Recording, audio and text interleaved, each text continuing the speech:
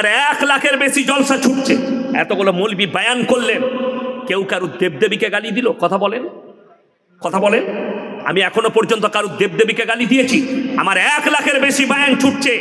কোনো আল্লাহর বান্দা, কোনো হিন্দু ভাই, কোনো দলিত ভাই, কোনো শিক্ষিত ভাই যদি একটা ক্লিপ বার করতে পারেন যে আপনি অমুক দেবদেবীকে গালি দিয়েছেন, বরঞ্চ আমরা মৌলবীরা বক্তব্য দিলে বলি ওয়ালা তাসুব্বুল্লাযীনা ইয়াদউনা মিন দুনিল্লাহি ফায়াসুব্বুল্লাহ আদওয়াম বিগাইরি ইলম।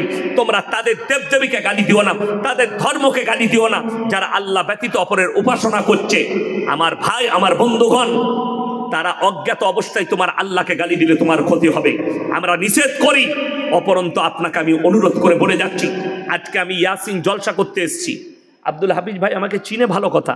আপনাদের মধ্যে যদি কেউ বলেন আপনার পরিচয় কি, আমি আমার আব্বার নাম লুবো না মায়ের? আব্বার। আমি যদি আব্দুল হাফিজ ভাইকে বলি আপনার ফুল পরিচয় কি, উনি ওনার বাপের নাম বলবেন না মায়ের? বাপের। বাবা যদি কারো মারা যায় তাও কি বলে আমি মৃত অমুকের ছেলে, ঠিক কিনা? মায়ের নাম কেউ লাই না। কেন? আল্লাহ তাআলা ইনসানের যে পরিচয় ঘটিয়েছে এটা বাপের তারা। আপনাদের এখানে ছাগল আছে না নাই? আচ্ছা, ছাগলের ছানা হলে পাঁটার ছানা বলেন না ছাগলের? হাসছেন, কার ছানা বলেন? ছাগলের। গায়ের বাচ্চা হলে ষাঁড়ের বাচ্চা বলেন না? গায়ের, গায়ের বাচ্চা। আল্লাহ তাআলা জানোয়ারের পরিচয় ঘটিয়েছে মায়ের দ্বারা, আর ইনসানের পরিচয় হচ্ছে বাপের দ্বারা। বেঈমান কাফেরদের মেহনত শুনেলেন, এদের মধ্যে আর জানোয়ারের মধ্যে যেন কোনো ফারাক না থাকে। লন্ডন, আমেরিকা, জাপান, জার্মান, উত্তর কোরিয়া, দক্ষিণ কোরিয়া, ব্রাজিল, অস্ট্রেলিয়া, স্পেন, যতগুলো বেঈমান কাফের দেশ আছে তারা তাদের পার্লামেন্টে পাশ করিয়ে ফেলেছে এরপর থেকে যতগুলো বাচ্চা পয়দা হবে তারা যদি ইচ্ছা করে মায়ের পরিচয় বাঁচতে পারবে। মা জিনা করবে, যে বাচ্চা পয়দা হবে তার বাপ প্রয়োজন পড়বে না, তার বাপের পরিচয় নয় মায়ের পরিচয়ে বাঁচবে। তাদের মধ্যে আর জানোয়ারের মধ্যে কোনো ফারাক থাকবে না। আর আল্লাহর কসম খেয়ে বলছি, ইসলামে হারাম করা হয়েছে কোন জিনিসকে?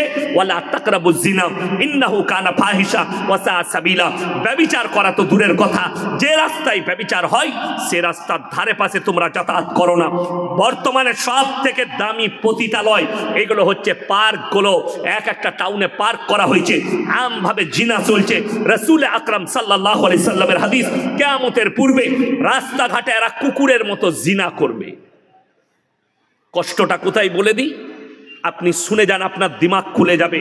আমরা যে দেশটায় বাস করছি তাদের পরিকল্পনা, মুসলমানদের যেটুকু ইমান বেঁচে আছে এই মৌলবীদের কারণে বেঁচে আছে, এই মাদ্রাসা মসজিদের জন্য বেঁচে আছে। এইগুলোকে গুঁড়িয়ে দাও, এদের ইমানকে আরো তাড়াতাড়ি ধ্বংস করা যাবে। জলসা বন্ধ করে দাও, ইমান ধ্বংস হয়ে যাবে তাড়াতাড়ি। এটা কাদের প্ল্যান? বেঈমান কাফের মুশরিকদের। তা না হলে বলে দিই, মুসলমানদের মেয়ে হিজাব পরে বোরকা পরে স্কুলে গেলে, কলেজে গেলে তাকে কেস লড়তে হয় কোর্টে গিয়ে। আমি ভারতের সুপ্রিম কোর্টের কাছে জানতে চাই, ভারতের কোর্টগুলোর কাছে জানতে চাই, যারা জজ সাহেব বসে আছে হিন্দুস্তানের মাটিতে কুম্ভ মেলায় অমুসলিম ভাইদের অনেক ন্যাংটো সাধু ঘুরে বেড়াচ্ছে, তাদের কাছে লোকে আশীর্বাদ নিচ্ছে। ঠিক বললাম না ভুল বললাম? যাই হোক, তিনারা তিনাদের ধর্ম পালন করছেন, আমি জানি না, আমি কুর্তি করছি না, কিন্তু কষ্টটা কোথায় জানেন? একটা ধর্মের মানুষ ন্যাংটো হয়ে সাধু সেজে ঘুরবে, সে তার ধর্ম পালন করছে, কিন্তু একটা মুসলিমদের মেয়ে নিজের শরীরকে ঢাকলে তাকে কোর্টে কেস লড়তে হবে। দুঃখটা এই জায়গায়। সুযোগ কে দিয়েছে? আপনি দিয়েছেন। আপনাকে যদি জিজ্ঞেস করি, ইলামবাজার টাউনে আপনি যদি সকালবেলায় যান আর আপনার বাচ্চার লেগে চকলেট কিনতে যান, চকলেটটা যদি কাগজ থেকে বার করে 1 টাকা দামি চকলেট প্লেটে করে কেউ বিক্রি করে, সেই চকলেট কিনবেন? কথা বলে না? চকলেট আপনি কিনবেন না। কেন? এতে মাছি বসেছে আর ময়লা পড়েছে, আপনি ওই চকলেট কিনবেন না। ওই চকলেটটা খুলে বিক্রি করার কারণে আপনার ইজ্জত নষ্ট হয়ে গেল। একটা 1 টাকা দামি চকলেটের ইজ্জত আপনার কাছে আছে, কিন্তু আপনার বিটির ইজ্জত আপনার কাছে নেই, আপনার বিবির ইজ্জত আপনার কাছে নেই, আপনার মায়ের ইজ্জত আপনার কাছে নেই। ইলেম বাজারে কেউ যদি কলাগুলো ছিলে বিক্রি করে, সেই কলাগুলো আপনি কিনবেন? কেন কিনবেন না? তার কারণ একটাই, মাছি বসেছে, ধুলো পড়েছে। এটার দ্বারা ক্ষতি হতে পারে, তার ইজ্জত নষ্ট হয়ে গেল কলা ছিললে। আর তোমার মা বেপর্দা ভাবে ঘুরবে, তোমার বিটি বেপর্দা ভাবে ঘুরবে। বেঈমান কাফেরদের মেহনত তো এইটাই। রাসূল আকরাম সাল্লাল্লাহু আলাইহি সাল্লাম বললেন, তোমরা পুরুষরা টাকনুর ওপরে কাপড় পরবে। বেঈমান কাফেররা যতগুলো প্যান্ট তৈরি করছে সব টাকনুর নিচে। ঠিক বললাম না ভুল বললাম? কিনতে যান ইলম বাজারে প্যান্ট, পড়ছে টাকনুর নিচে, একদম এইখানে ঝুলে আছে। আমি গত বছরে মুম্বাই যাচ্ছিলাম, তো আমার ফ্লাইটে টিকিট ছিল। তো আমি মনে মনে চিন্তা করলাম, ভাই তাড়াতাড়ি যাই। আমি বোর্ডিং পাস করাচ্ছি, দাঁড়িয়ে আছি। তো আমার সামনে একটা বিহারিদের মুসলিমদের ছেলে এমন একটা প্যান্ট পরেছে, পেছন থেকে দেখে মনে হচ্ছে খুলে পড়ে যাবে। আমি বললাম, ভাইয়া থোড়া উপর করো, পিছে গড়বড়ি হয়ে যায়গি।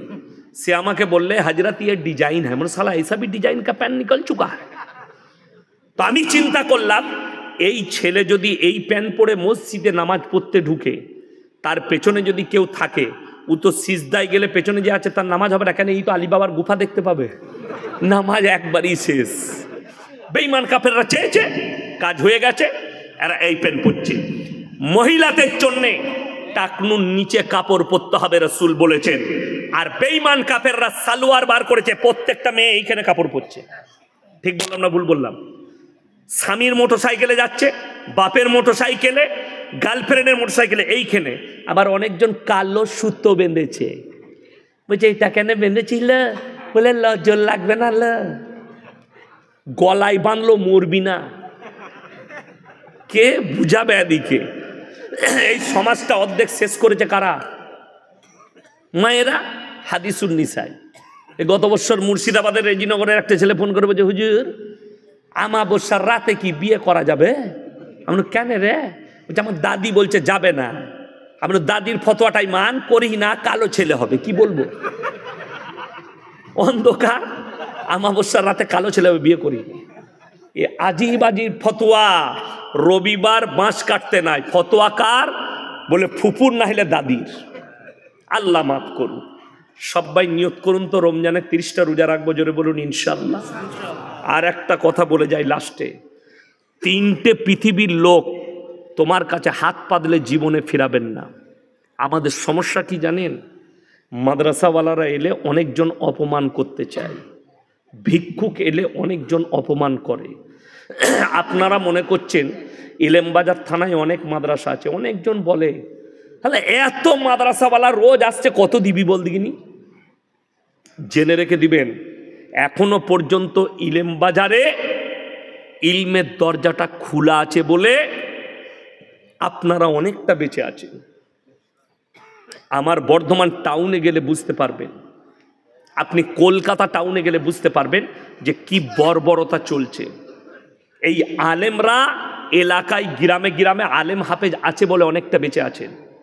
আরও মাদ্রাসা পারলে করুন, পাড়ায় পাড়ায় মক্তব করুন, ছেলেদের ইমানকে বাঁচানোর জন্য, মেয়েদের। ফালিল ওয়ালিদাইনি ওয়াল আকরাবিন। তোমার কাছের গরিব যদি হাত পাতে, তার হাতকে জীবনে ফিরাবে না। সকলে জোরে বলুন ইনশাল্লাহ। 1 টাকা যদি দান করতে পারেন, আপনি মনে মনে আল্লাহর কাছে কাঁদবেন, মসজিদে গিয়ে নামাজ পড়ে বলবেন, আল্লাহ গো তুমি আমাকে দেনেবালা বানিয়েছো, আমাকে হাত পাতনেবালা বানাওনি। আপনি যার হাতে দিচ্ছেন তার দিকে তাকিয়ে ভাববেন, ব্যক্তিটা আমি, দেনেবালা ওই ব্যক্তি। আপনার চোখ দিয়ে পানি আসবে। কেন? যাকে দেখছেন ওই হালতে, আমার আল্লাহ চাইলে পৃথিবীর শক্তিশালী ব্যক্তিকেও হাত পাতাতে পারে। পারে না? পারে না? যদি যাদের মনে হচ্ছে হবে না, তাদেরকে একটা দলিল দিয়ে যাচ্ছি। বাংলাদেশের প্রধানমন্ত্রী লাইভে এসে কাঁদছে, আমাকে ফাঁসি দিয়ে দাও। যে লোকটা আয়না ঘরে হাজার হাজার লোকের জানকে কতল করে দিয়েছে, সেই লোককে আল্লাহ রাস্তায় নিয়ে এসছে। ওয়াল ইয়াতামা ওয়াল মাসাকিন, এতিম আর মিসকিন যদি হাত পাতে, তার হাতকে জীবনে ফিরিও না। ওয়াবনা সাবিলি ওয়ালা তুবাদ্দিত তাবদীরা। আর মুসাফির যদি তোমার গ্রামে আসে, তার ইজ্জত করো। আল্লাহ এই 3 জনের দোয়াকে কবুল করে নেয়। জোরে বলুন সুবহানাল্লাহ। মুসাফির এসছে, কোথা থেকে এসছেন? মাদ্রাসা থেকে, অমুক মাদ্রাসা থেকে। আচ্ছা ভাই থাকুন, আমার বাড়িতে শরবত খাবে। আমাদের দোষ কি বলুন তো? যদি দেখে মসজিদে 10টা মুসাফির আছে, ইফতারি লাগবে, ও আর আসরে নামাজ পড়তে আসবে না। জোরে যদি দেখে 10 জন আছে, বউকে বলবে মশলাটা দে তো, বলে হ্যাঁ গো তুমি মসজিদ যাবে না? না না 10টা মলবি আছে, কাকে ইফতারি করাবো, এখনই আমাকে ইমাম সাহেব বলবে একজনকে করাও, ওই জন্য যাবই না। সে কত নেকি পাবে বুঝতে পারছেন? আরে ভাই, আপনি একটা খেজুর আর একটা কলা দিয়ে ইফতারি করবেন, 1 গিলাস শরবত দিয়ে, আপনার মেহমানও সেটাই খাবে, আপনি 70 গুণ নেকি পাবেন, 70 গুণ নেকি পাবেন। আমার ভাই, আপনাদেরকে অনুরোধ করে বলছি, এই রমজান মাসে ইচ্ছাকৃতভাবে কেউ রোজা ছাড়বেন না, জোরে বলুন ইনশাল্লাহ। আমাদের দেশের কিছু লোকের রোগ আছে, এরপর আমি শেষ করব, সময় হয়ে এসছে, শেষ করে দিই নাকি? না না, আমার টাইম শেষ হয়ে আসছে। হ্যাঁ হ্যাঁ হোক, জেনারেটর মাল জুড়ে দিয়েছি, চলেই যা, অত সহজ নয়। আমাকে পয়নে 1টা বলেছে, 1টা বাজতে চললো, কালকে অনেক দূরে জলসা আছে। যাই হোক, আমি বলি, রমজান মাস এলে আমাদের অনেক লোকের রোগ বেরোয়, পেটে বাজে, নাহলে পেটে পাথর হয়। আমার একটা ফুফুইতো ভাই হয় সম্পর্কে আমার গ্রামে, একদিন রোজার আগে, এই বছর আগের বছরে এসে বলছে, মামা আমার না ডাক্তারে নিষেধ করেছে, পেটে পাথর হয়েছে, রোজা রাখা যাবে না। আমরা মোটেই রাখি না, কিন্তু শোন, লাইন আছে। এই যে গ্রামটায় এলাম, একটাই রাস্তা না, আরও আছে রাস্তা আছে। আল্লাহ তাআলা আরও রাস্তা রেখেছে, একটা গ্রামে ঢোকার জন্য যেমন অনেকগুলো রাস্তা থাকে, আল্লাহ তাআলা রাস্তা রেখেছেন।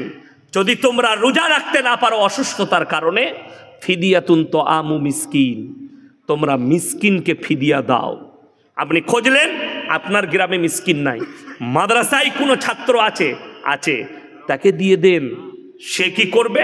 রোজা রাখবে, নেকিটা আপনি পাবেন। তাকে আমি বললাম অসুবিধা নাই, বললে ভাই কত করে লাগবে? আমরা তুই কিরকম খাস তুই জানিস? বলে আমি যা খাই মোটামুটি 150 হবে। আমরা হিসেব কর, 4500। তাহলে তুই মাদ্রাসায় তালবিলিম আছে 10 জন, তো একজনকে করিয়ে দিবি, 4500 টাকা দিয়ে দিবি। বলে ঠিক আছে। প্রথম দিনই দেখছি সেহরি খেয়ে চলেইছে নামাজ পড়তে ফজরে।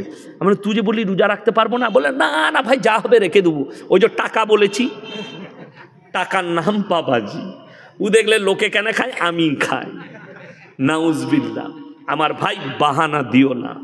আমি গত বৎসরের বলছি, পেপারে একটা ফটো উঠেছিল, মানে আনন্দবাজার ছেপেছিল না বর্তমান, যে বর্ধমানে হাই রোডের গায়ে ফাগুপুরের কাছে পার্কিংয়ে একজন ইউপি ড্রাইভার, সে গাড়ির ওপরে মগরবের নামাজ পড়ছে ইফতারি করে। আর আমাদের দেশের ছেলেরা বলে আমি ডাম্পার চালাই বলে রোজা রাখতে পারি না। এটা মিথ্যা কথা এবং বাহানা। এই ধরনের কাজ করবেন না। কষ্ট হলেও রোজাটা রাখুন। আল্লাহ তাআলা আমাদের সকলকে কবুল করুক। আজকের রাত্রিকে